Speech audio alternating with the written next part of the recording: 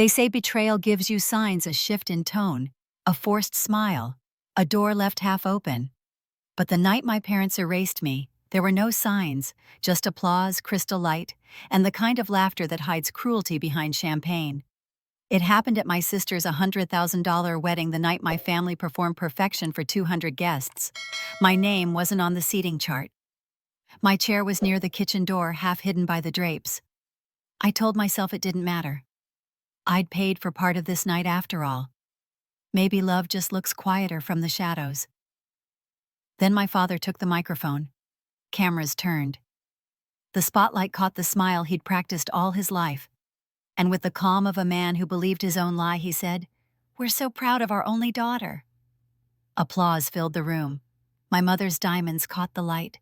My sister Lila stood radiant, glowing under the chandelier. And I, his first child, the one who rebuilt his company, the one who had been holding this family together, stood still, forgotten.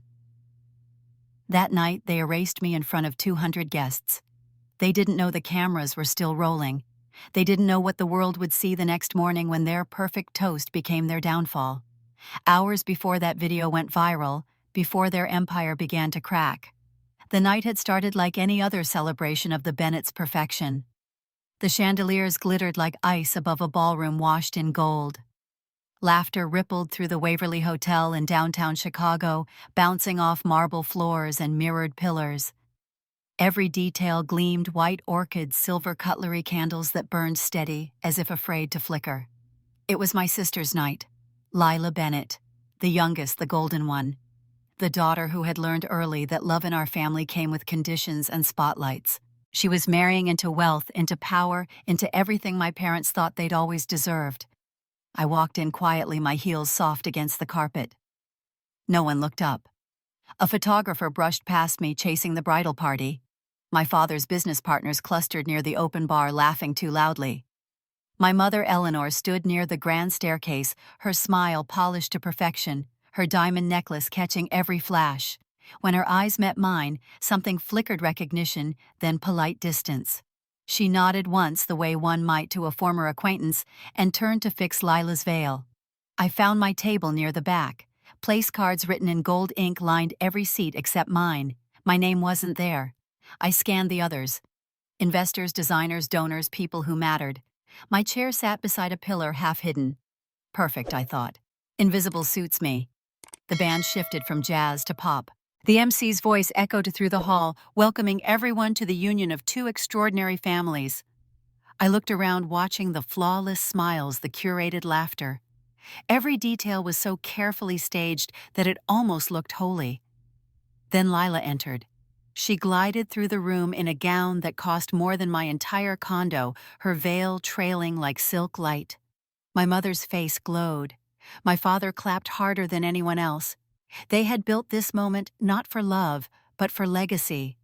Dinner came, and with it, speeches. Waiters served roasted duck and truffle risotto, while my father stood, microphone in hand.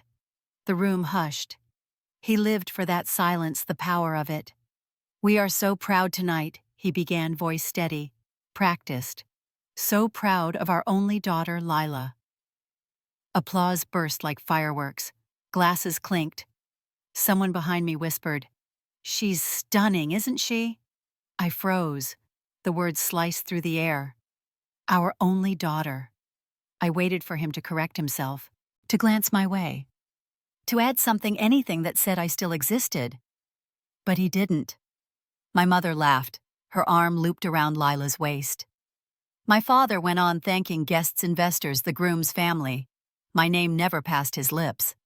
A waiter leaned toward me. "Miss, would you like wine?" "No," I said. "Water's fine." The glass trembled in my hand as I lifted it. My reflection in the water shimmered, distorted by light. Somewhere behind the applause, I heard the click of a camera. And for one strange, fleeting second, I wondered if it had caught me not as the forgotten daughter, but as the moment the Bennett's picture-perfect story began to crack. I could feel the heat rising in my throat, a mix of humiliation and disbelief. I had helped them plan this wedding. I had handled the invoices when the event coordinator called about overdue deposits. When Dad's design firm nearly defaulted, I'd moved money from my own account to keep it afloat. And now, standing under those glittering lights, I realized they'd taken even that and turned it into another stage for Lila. When the applause faded, I slipped out to the hallway. The scent of roses followed me, sweet and cloying. I stood by the mirror near the restroom, staring at my reflection. My lipstick was perfect, my hair neat, but my eyes looked older than they should have. A photographer passed by his camera, swinging at his side. He paused, polite smile, professional tone. "Excuse me, are you with the Bennett family?" I hesitated, watching his face. He seemed embarrassed by the question already, maybe sensing he'd said something wrong. "I used to be," I said quietly. He blinked, nodded awkwardly, then walked off toward the dance floor. Music swelled again. Through the open doors, I saw my father take another toast, his arm around Lila, my mother standing beside them, radiant under the chandeliers. The guests rose, cameras flashing, laughter, rippling like a tide I could never reach. I wanted to leave. I wanted to stay just long enough to see if anyone would notice me standing there. They didn't. My mother's eyes brushed past me once, empty and dismissive, before she turned away. I walked outside to the terrace. The air was cold, the city lights glittering below like distant promises. I could still hear the muffled music behind me, the rhythm of a family that had no place for me anymore. I leaned on the railing and tried to steady my breath. For a moment, I thought of walking back inside, forcing a smile, pretending it didn't matter. But something inside me had already shifted. This was more than an oversight, more than words spoken carelessly in a speech. It was erasure, deliberate and final.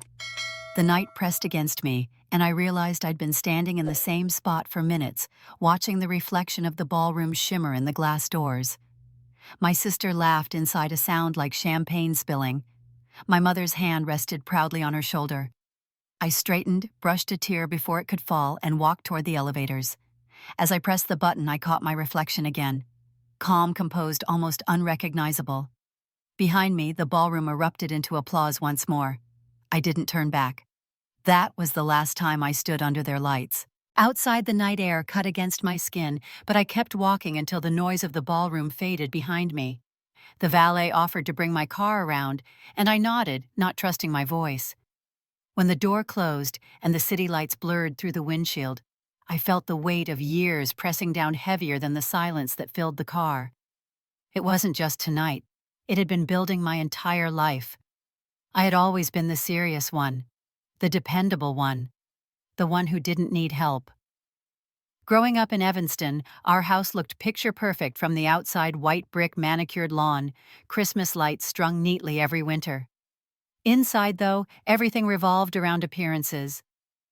My mother managed image like a business, and my father built his company Bennett Interiors on the illusion of stability. When Lila was born, she was the miracle child they'd prayed for after years of infertility. By the time I was old enough to notice, she already had her own spotlight. I didn't envy her then. I just learned early that my role was to make things work. I took summer jobs while she took summer trips.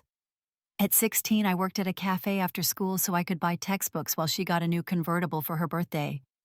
My mother used to say, "You're so mature for your age, Olivia. You'll thank me one day." I did thank her. I thanked her for everything, even when it hurt. When I got into Northwestern, I knew we couldn't afford the tuition, not after the market crash that hit my father's firm. So I took night shifts at a bookstore and paid for my own classes. Meanwhile, Lila posted pictures from her art program in Paris, sipping espresso under the Eiffel Tower, smiling like life owed her sunlight. My parents sent her money every month and told me how proud they were of her creativity. After graduation, I joined the company. Bennett Interiors was a mess, maxed out credit lines, unpaid invoices, tax notices piling up in drawers. I spent nights in that office, crunching numbers, calling suppliers, refinancing debt. I found ways to keep the company afloat, even convinced a small bank in Denver to extend another loan. It worked. Within 2 years, the company was stable again. When the paperwork came through, I noticed something strange. My name wasn't listed anywhere in the ownership filings. I told myself it didn't matter. It was a family business. Titles weren't important. Still, a small part of me knew the truth. I was holding it together, while they held the spotlight. One afternoon, I got a call from a collections agency asking for me by name. I thought it was a mistake until they mentioned a credit card I never opened. My father had used my social security number to apply for a line of credit. When I confronted him, he didn't even look ashamed. "It's our family's name," he said. "We're in this together." I remember staring at him, wondering if he heard how wrong that sounded. But in our house, arguments died before they started. My mother stepped in, her voice calm and clipped. "Let your father handle this, Olivia. Don't make a scene. I paid the debt myself." It seemed easier than the humiliation of explaining why my father had stolen my identity. Years later, when the company started growing again, Lila came to me crying over her credit cards. She had blown through tens of thousands of dollars, designer handbags, vacations, weekend trips to New York. I transferred the balance to my account and told her I'd take care of it, but she needed to change. She hugged me, promised to do better. A month later, she showed up with a new car. Sometimes I wondered if she even knew how much she owed me. For years I told myself that keeping quiet was the right thing to do. Families protect each other. My silence became habit, a survival tactic. Every birthday, every holiday dinner, I smiled for pictures I wasn't really in. My mother's compliments were small, polite, transactional. "You look lovely tonight," she'd say, then turn to gush about Lila's latest gallery show. When the housing market picked up, I pitched a design project that doubled our revenue. The profit was enough to pay off old loans. That same quarter, my father invested the money into a new property in Lincoln Park, but he didn't tell me until I saw the deed framed in his office. "Whose name is on it?" I asked, though I already knew. "Your sister's," he said. "It'll help her credit score." I laughed then, not because it was funny, but because it was absurd. I'd built something solid, and they'd handed it over to her as if it were a trophy. My mother called later that night, her tone smooth and proud. "Isn't it wonderful Lila finally has her own home? Her home, my work." I told myself it didn't matter, that I didn't need their validation. But when I saw Lila's Instagram post a week later, posing in front of that house captioned "Blessed beyond measure," thanks to Dad's investment, I felt something crack. I didn't comment. I didn't call.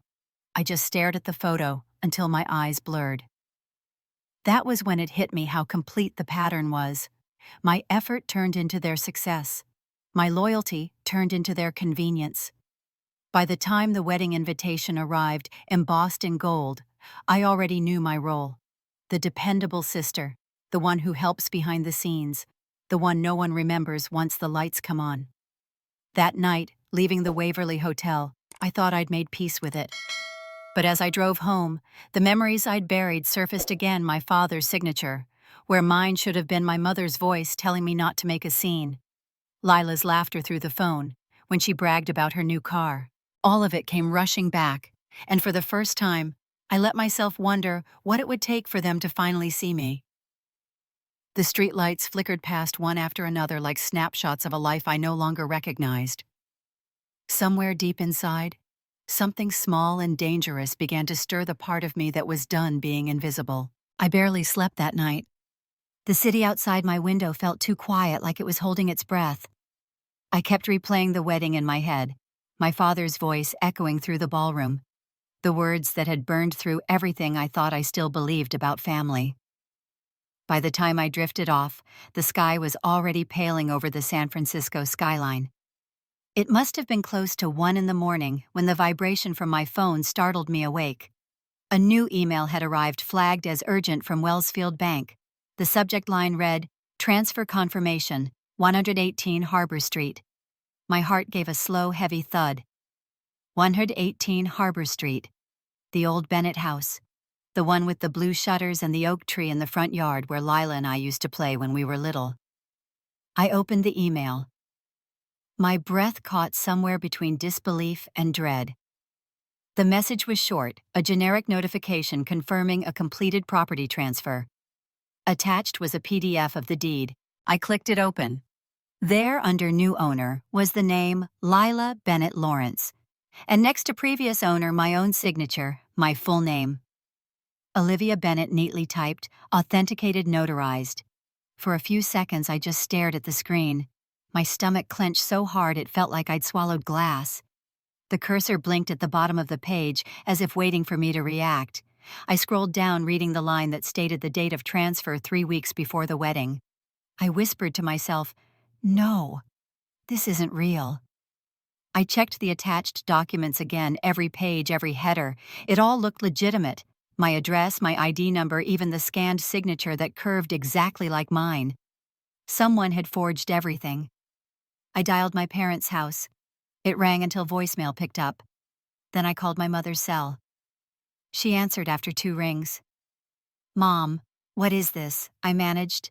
"What did you do with the house?" Her voice was calm, too calm.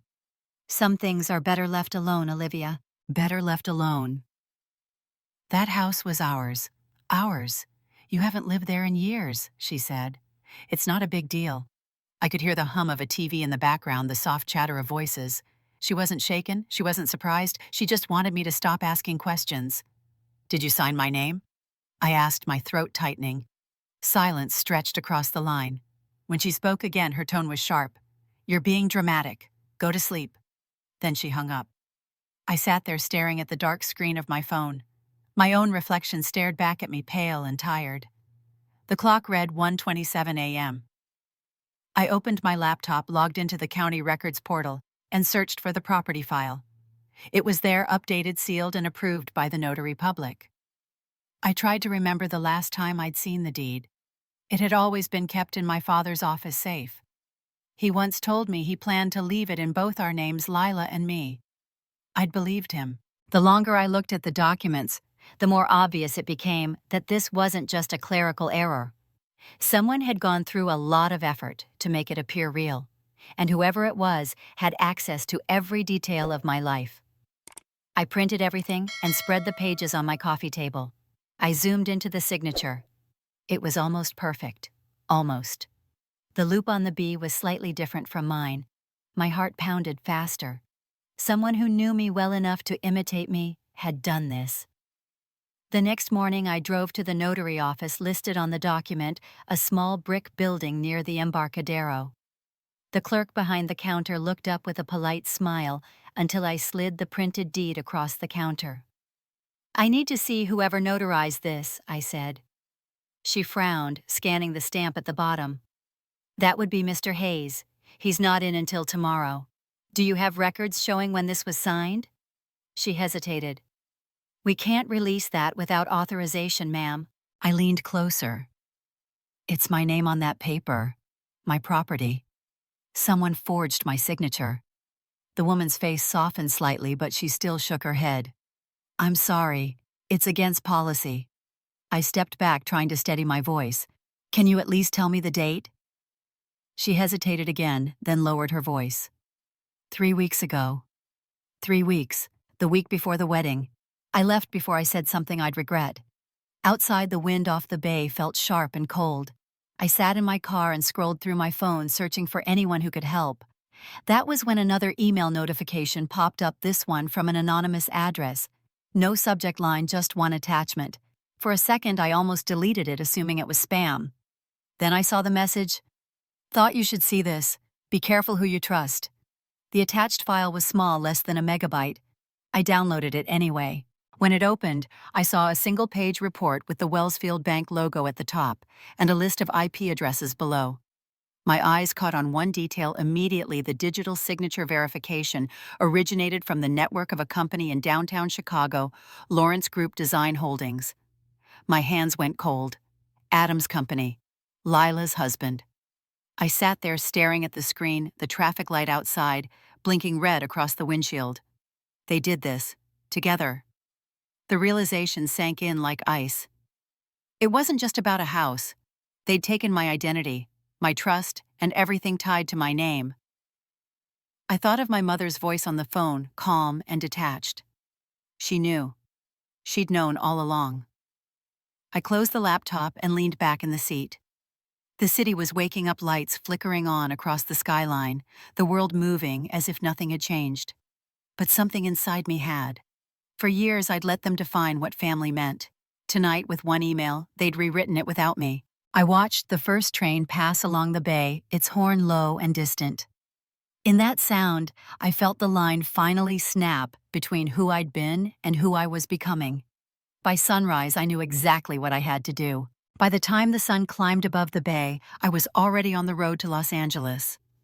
The drive took nearly 6 hours, long enough for my thoughts to run wild and circle back to the same point over and over. I had proof that my identity had been used, that the transfer came from Lawrence Group's servers, but no idea how to fight it. Every time I thought about calling the police, my mother's voice echoed in my head, calm and polished. Some things are better left alone. David Keller was the only person I trusted to look at it. Years ago, when his small law firm in Chicago had been on the verge of bankruptcy, I helped him reorganize his finances through Bennett Interior's corporate contacts. He'd promised me once, "If you ever need a favor, I'll be there." His office sat on the 24th floor of a glass building overlooking downtown LA. When I walked in, he was standing by the window, grayer and heavier than I remembered, but with the same steady eyes. "Liv Bennett," he said softly. "Haven't seen you in a while." I dropped the folder of documents onto his desk. "You're about to see too much." He skimmed through the papers, the property transfer, the signature logs, the anonymous report with the IP address. As he read, his expression hardened. When he looked up again, there was no confusion, only anger. "Who else knows about this?" he asked. "My mother. Maybe my father. Definitely Lila and her husband." He exhaled through his nose, rubbing his temples. "Lawrence Group. That's Adam Lawrence's company, right?" "Yes." He nodded once. "Give me 24 hours. I'll trace this." The next day, I sat in a cafe across the street from his building, staring at my untouched coffee while people rushed by outside. The world felt normal for everyone but me.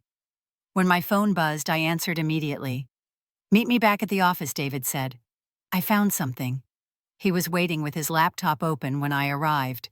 He turned the screen toward me. "The IP address that submitted the transfer wasn't random," he said.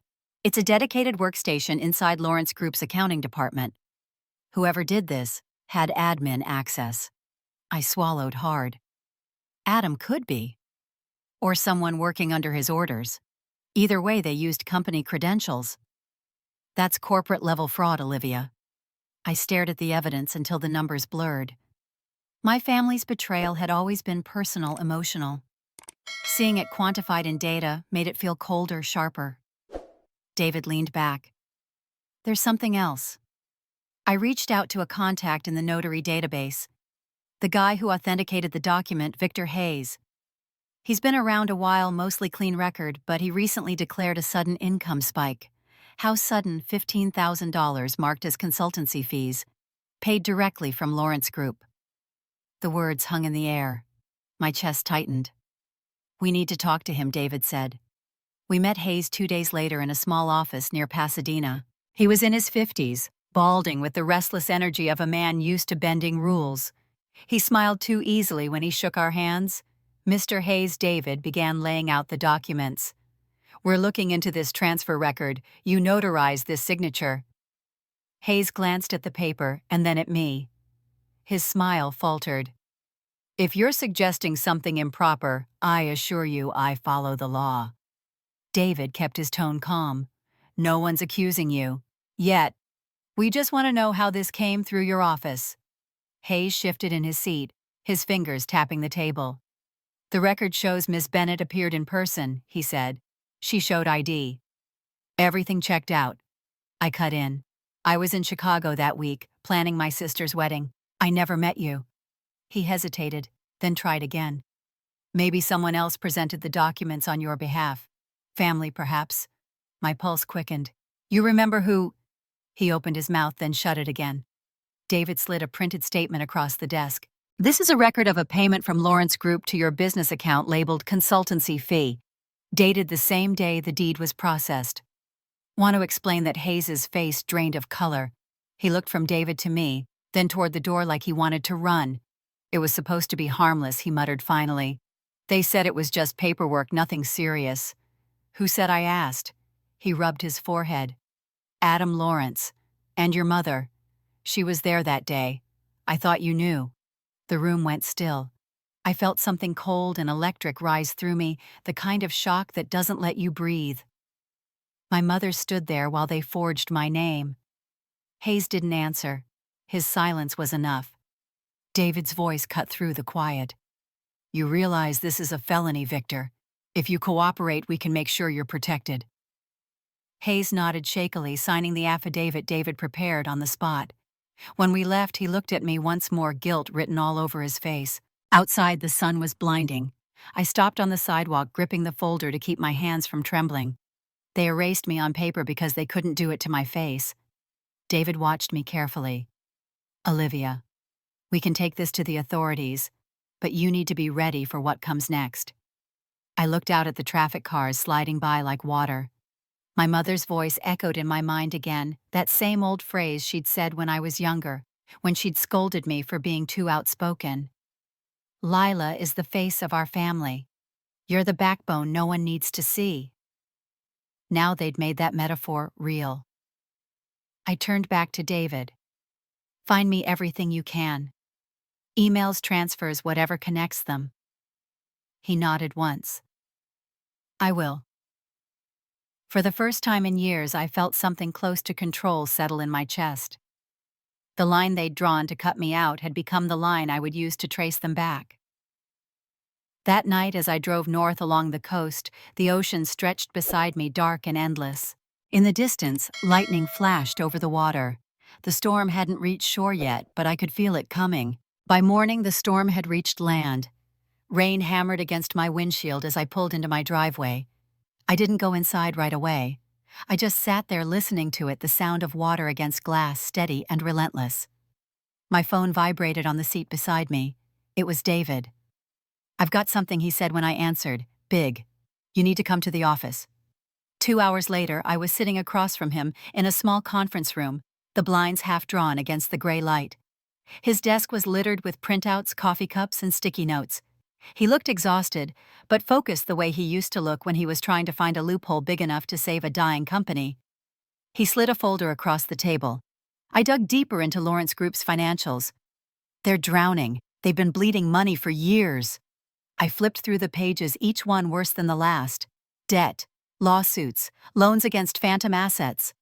So that's what this was, I said quietly. A merger to stay afloat. He nodded. Marriage and merger, same deal. He pushed another document toward me, a printed draft stamped, merger agreement, confidential. The words on the page felt like acid under my skin. When the Bennett assets transfer to Lawrence Group, ownership shall be allocated as follows. 70% to Adam and Lila Lawrence, 30% retained under Bennett Interiors for brand continuity and public relations protection. Brand protection. The phrase burned. It meant they'd traded my name, my work, and the company I'd rebuilt for image management. I kept reading. My signature appeared again, copied from another document, reused without my consent. My throat tightened. David spoke quietly. There's more. My name's in there too. I looked up. What? He leaned back, his face tired. I advised them on the preliminary draft months ago. Back then, your father made it sound like a mutual family agreement. I didn't know they were cutting you out. For a moment, I couldn't breathe.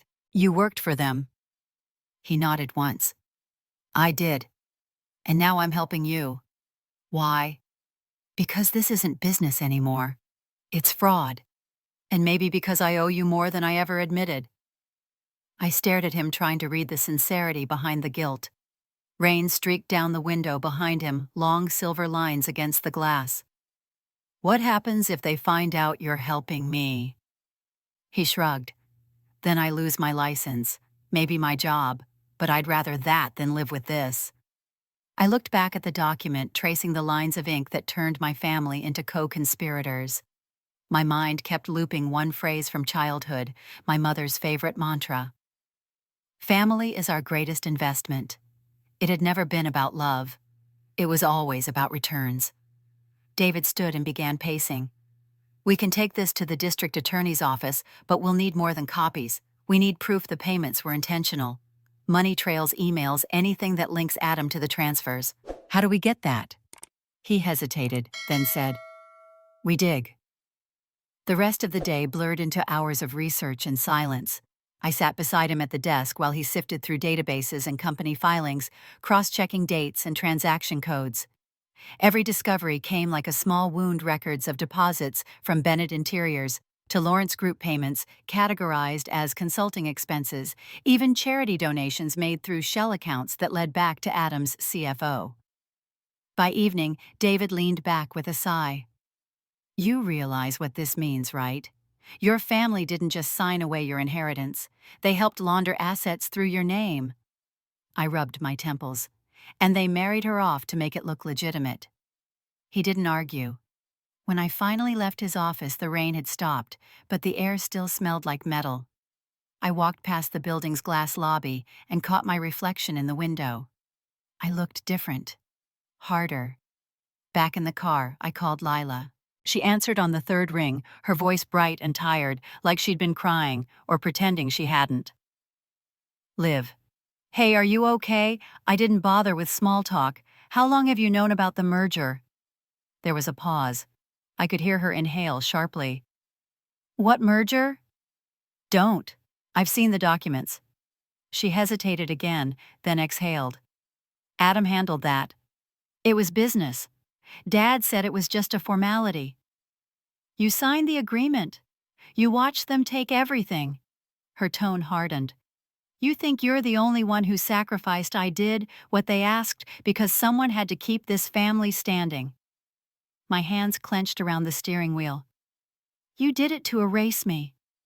"That's not true," she said, her voice rising. "Then why my name? Why my signature?" Silence filled the line thick and heavy. When she finally spoke, her voice cracked. "Because Dad said you'd never agree." The truth hit like a physical blow. I hung up before she could say more. Outside, the clouds began to break apart the setting sun, bleeding through in streaks of gold. The light felt cruel. I sat there staring at nothing, trying to remember when I'd stopped being angry and started feeling numb. They didn't marry for love. They married for survival, for leverage, for control. When the first drops of rain began to fall again, I whispered to no one. They didn't marry for love. They married to erase me.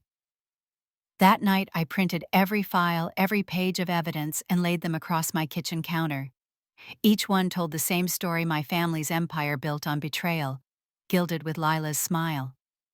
I didn't sleep. Somewhere between midnight and dawn, I decided this wasn't just going to be about revenge anymore. It was about proof, about truth. By the time morning light touched the blinds, my decision was made. It was time to stop surviving them and start exposing them. The morning came cold and sharp. I sat at my kitchen table, surrounded by papers, the smell of stale coffee clinging to the air. Every document, every email, every financial statement was spread out like pieces of a map that led to the truth. For 2 nights, I'd barely slept, pacing the apartment, wondering if this was worth the destruction it would bring. Was I really ready to ruin my own family? The question looped in my mind until it hollowed me out. My father's laugh, my mother's perfume, Lila's voice calling me sis in that sugary way, it all flickered like ghosts. For years, I had carried their image of family like a shield. Now that shield felt like a lie. I could no longer live inside. By sunrise, I called David. I told him I was done waiting. He didn't sound surprised. "Just bring everything," he said. "We'll make it official." We met that afternoon at his office.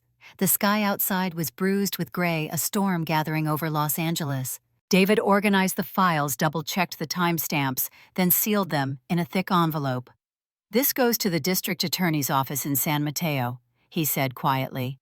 "Once it's in, it's out of our hands." I watched as he placed the envelope into a courier bag. The sound of the zipper closing felt final. A line crossed. The next few weeks blurred into a waiting game. I went to work as if nothing had changed, nodding through meetings, answering calls, pretending the world hadn't tilted. Then one morning, David called with a single sentence. It's happening. They're opening an investigation. The San Mateo DA's office was charging Lawrence Group with potential corporate fraud and falsification of property transfers. My name was listed in the complaint as identity misuse victim and key witness. The words looked strange together. Victim, witness. David said the authorities would need corroboration. Someone from inside the company. That's how we found Daniel Rhodes. He had been the chief financial officer at Lawrence Group until Adam forced him out 6 months earlier. David arranged a meeting at a small diner in Palo Alto. When Daniel walked in, he looked like a man who'd aged too fast, shirt-wrinkled eyes, wary hands trembling slightly as he reached for his coffee. "You sure you want to do this?" David asked. Daniel gave a tired laugh. "What choice do I have? I kept quiet long enough." He handed me a small flash drive wrapped in tissue. I stared at it, feeling its weight despite its size.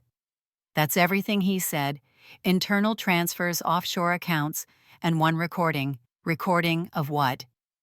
He looked me straight in the eyes. "Of Adam, and your mother." I hesitated before plugging it into David's laptop. The audio crackled, then voices filled the room. Adam's smooth tone came first, detached and certain. "Once she signs, she's out.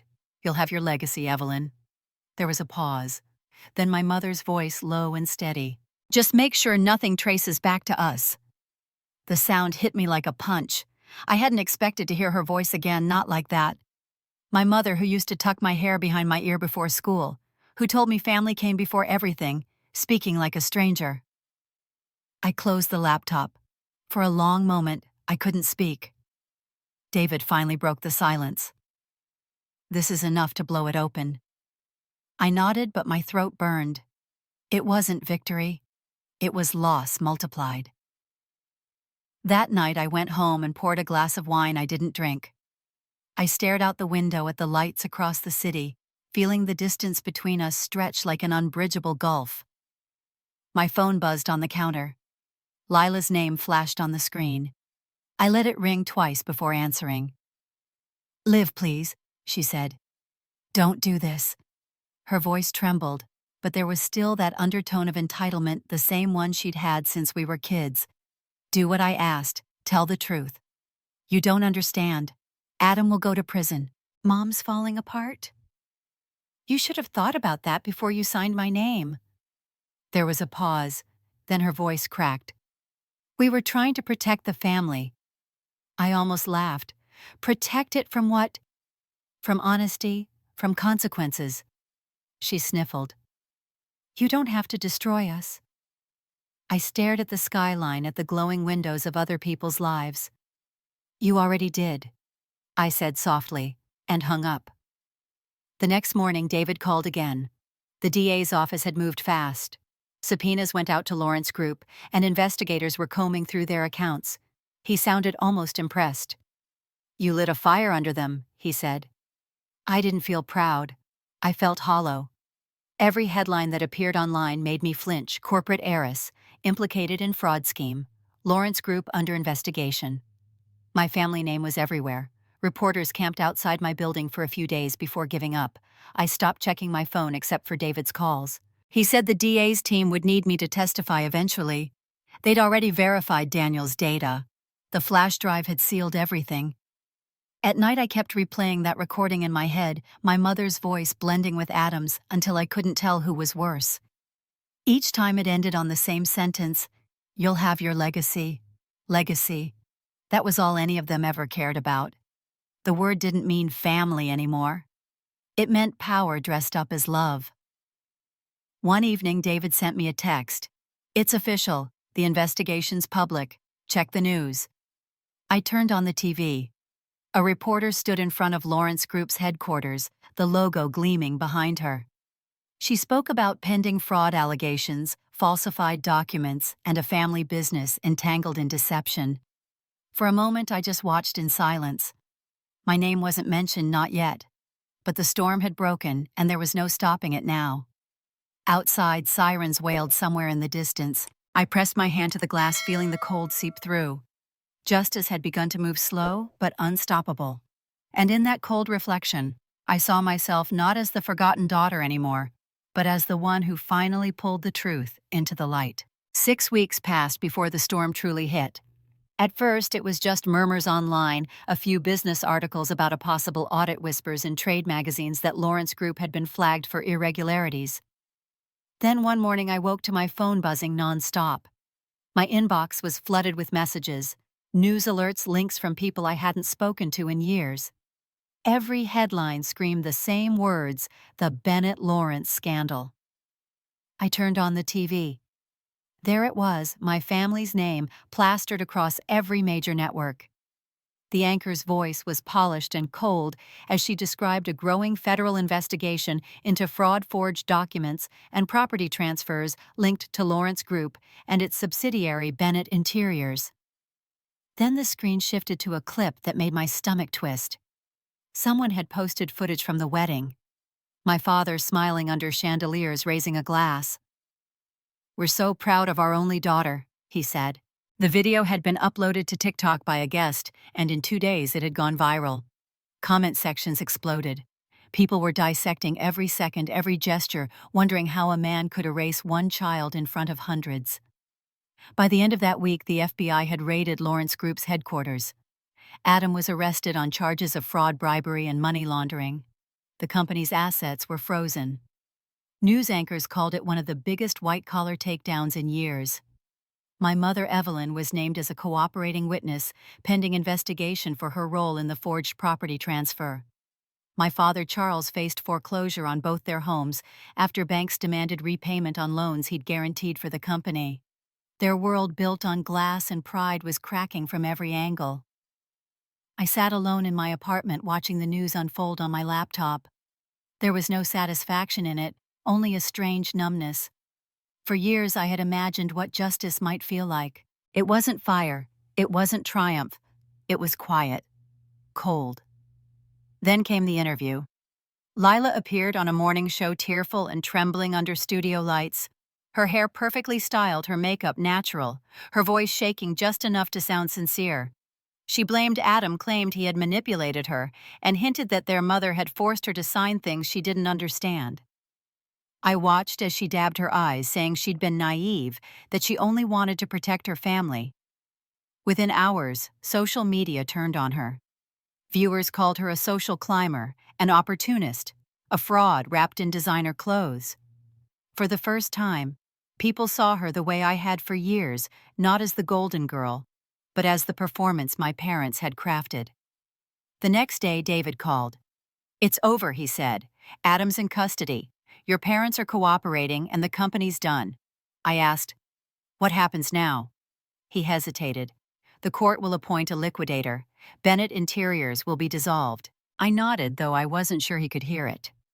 It had been my life's work once. My late nights, my decisions, my name behind the numbers. Now it was gone, folded into evidence boxes and court files. That evening my phone rang again. Unknown number. I almost ignored it, but something made me answer. "Liv," my father's voice said, raw and tired. I didn't speak. "We're still family," he said softly. "We made mistakes, but we're still family." I closed my eyes. The words used to mean something. Now they felt like an echo from another world. "Families protect," I said.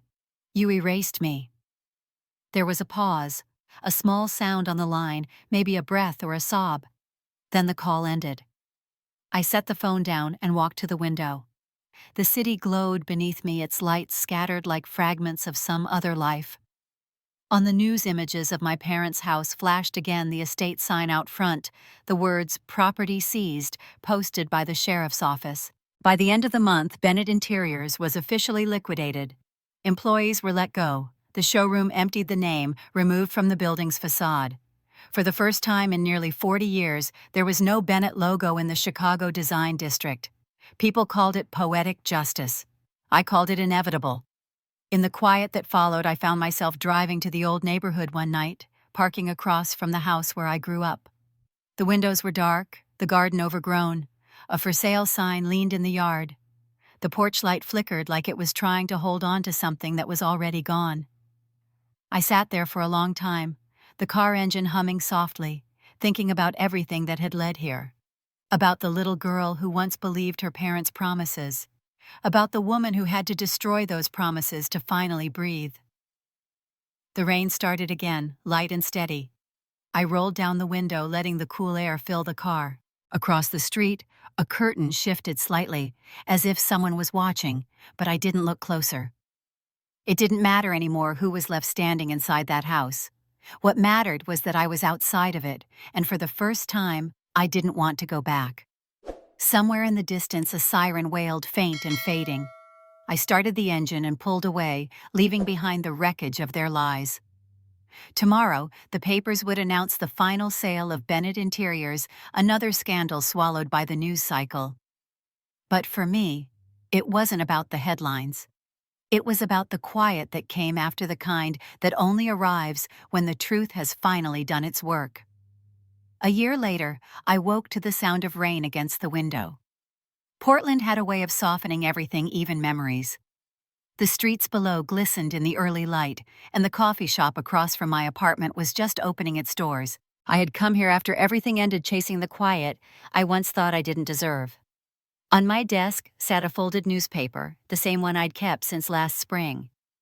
The headline had faded with time. The Fall of the Bennetts. I unfolded it slowly, reading the words I already knew by heart. It didn't sting anymore. The names, the numbers, the public shame. It was all just history now, a story that no longer belonged to me. I folded the paper again and slid it onto a shelf next to files labeled Freedom Interiors. Freedom Interiors had started as an idea in the middle of a sleepless night. I wanted to build something honest from the ashes of everything that had been false. Now it was real. A nonprofit organization helping women who had been trapped in financial abuse, women who had been silenced, erased like I once was. The office was small, but bright, filled with light wood furniture and soft green plants. The sign outside still caught me off guard, sometimes the words painted clean on glass, Freedom Interiors. The first time I saw it, I stood there until tears blurred the letters. David visited once a month, still working cases in California, but helping us with legal guidance when he could. That afternoon he stopped by the office. He looked around with a half smile. "You've done well," he said, setting his briefcase down. I poured him coffee and laughed. "I still can't get used to the idea that I have an office." He looked at me carefully. Was it worth it? I thought about that for a long moment. About the sleepless nights, the courtrooms, the endless headlines. About the silence that followed after the noise faded. I met his eyes. "Revenge fades," I said, "but freedom lasts." He nodded, and for a moment there was nothing left to say. Later that day, after he left, I walked to the window and watched the rain slow to a drizzle. Across the street, a mural covered a brick wall, painted in bright blues and yellows. It showed a woman standing at the edge of a storm, her hair lifting in the wind. Someone had written a line at the bottom, "Start again." I stepped outside. The air smelled of rain and coffee and possibility. The streets were wet, and reflections shimmered in every puddle. I walked the few blocks to the building we had just signed a lease on, the second location for Freedom Interiors. When I reached the corner, I stopped short. The building was old, but the structure was solid. The brick facade was familiar in a way that made my chest tighten. It took me a moment to realize why. This was once the Chicago branch of Bennett Interiors, long sold, forgotten, and stripped of its name. The irony hit me like a whisper from the past. The renovation crew had already begun cleaning the front windows. Behind the glass, a new sign leaned against the wall, wrapped in plastic. I stepped inside, peeled back a corner of the wrapping, and read the painted words, "Freedom Interiors, Portland Chapter." My reflection appeared faintly in the glass, older now, steadier. For the first time, I didn't see the daughter they erased. I saw the woman who rebuilt something from what they tried to destroy. I walked through the empty rooms, listening to the echo of my footsteps against the wood floors. The air smelled faintly of sawdust and new paint. Where there had once been blueprints and showrooms filled with my father's ambitions, there would now be counseling offices and workshops. Where there had been vanity and deception, there would be purpose. I sat on the window ledge for a moment, looking out at the street. The clouds had begun to break, sunlight spilling across the pavement. It caught the edge of the new sign, a flash of gold glinting off the letters. They built their empire on lies, I thought. I built mine on truth. Outside, a group of volunteers arrived, laughing as they carried boxes inside. Their voices filled the space with something warm and human, something I hadn't heard in years. I stood to meet them, smiling without thinking. As I helped unpack the boxes, I glanced at the framed newspaper headline on the wall near the door. I had kept it not as a reminder of them, but as a marker of the line I'd crossed the day I stopped being a victim and started being free. The last box was labeled in my handwriting, "Outreach Materials." Inside were pamphlets, letters, and a stack of cards printed with our mission statement. On top of the pile sat a quote we used on every brochure. "If you were erased from your own story, how would you write it back?" I held the card for a moment, the question reflecting in the glass of the window beside me. Then I slipped it into the display stand near the entrance, stepped outside into the light, and locked the door behind me. The sky was clearing, sunlight breaking through like forgiveness. I stood there for a while, breathing in the clean air before walking down the street, the sound of my own footsteps steady and sure against the quiet of a city that finally felt like home.